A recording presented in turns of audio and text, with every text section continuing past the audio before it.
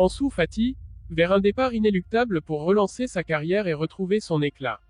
Ballon d'Or 2024, Rodri sacré, Vinicius Junior écarté, Lamine Yamal entre dans l'histoire. Avant de commencer, si c'est la première fois que tu passes ici, donc je t'invite à t'abonner, c'est gratuit, ça prend 2 secondes et ça fait plaisir, merci beaucoup à toi. Inscrivez-vous dès maintenant avec le code promo AX-199 804 et profitez d'un bonus d'inscription jusqu'à $200 sur votre premier dépôt. Ne manquez pas cette offre exclusive. Activez votre bonus et commencez à jouer avec un avantage dès aujourd'hui.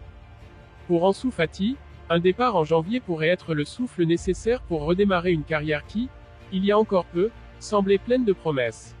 Ce départ représenterait un choix délicat pour le joueur, mais aussi un tournant pour le FC Barcelone, qui s'efforce de gérer ses jeunes talents de manière à respecter l'image de club formateur, tout en naviguant entre les contraintes financières et les attentes élevées des supporters.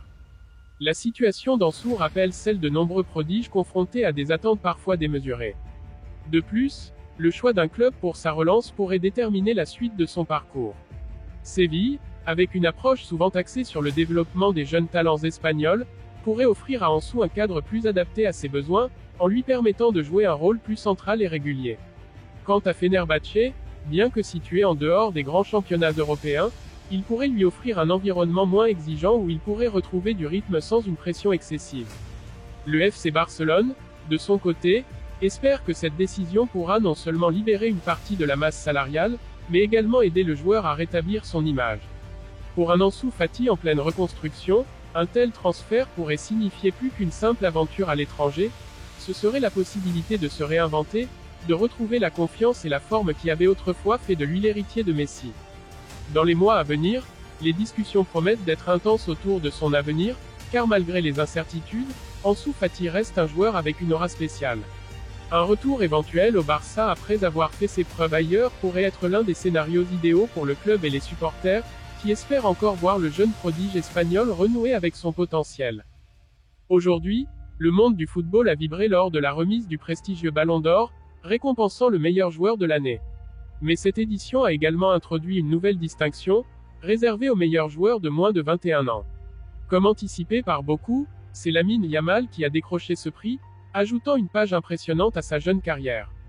En remportant ce titre, Yamal devient non seulement le plus jeune joueur à être couronné dans cette catégorie, mais il entre aussi dans l'histoire en intégrant, à seulement 17 ans, le top 10 des meilleurs joueurs du monde avec une remarquable 8e place. Longtemps, la majorité des observateurs voyaient Vinicius Junior, attaquant du Real Madrid, comme le grand favori pour le Ballon d'Or.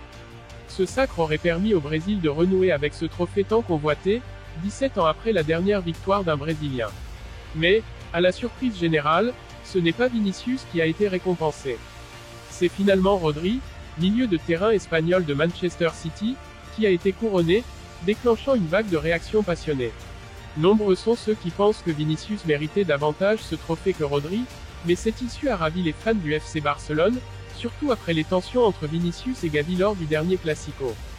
Pour rappel, ce Classico explosif avait vu une confrontation animée entre Gavi et Vinicius, rivaux passionnés.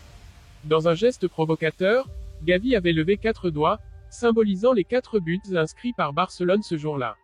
Vinicius, en réponse, aurait lancé « La prochaine fois, c'est moi qui ramènerai le Ballon d'Or ».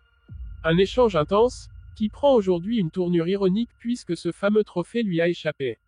Suite à la cérémonie, Gavi est revenu sur cet échange, déclarant « Oui, il m'a bien dit ça, et pour être honnête, j'ai trouvé ça un peu arrogant. Quand on se retrouve sur le terrain, il nous provoque souvent, donc on a le droit de répondre. C'est pour ça que j'ai fait ce geste. Son attitude arrogante et son rôle de victime lui donnent de la force, mais pour devenir un grand joueur, il va devoir évoluer. Et vous, qu'en pensez-vous? Pensez-vous que Vinicius Junior affiche une arrogance ou joue trop souvent le rôle de la victime? Et pour le Ballon d'Or, aurait-il dû être remis à Vinicius plutôt qu'à Rodri? Partagez vos avis dans les commentaires, et rendez-vous dans la prochaine vidéo pour poursuivre ces débats passionnants.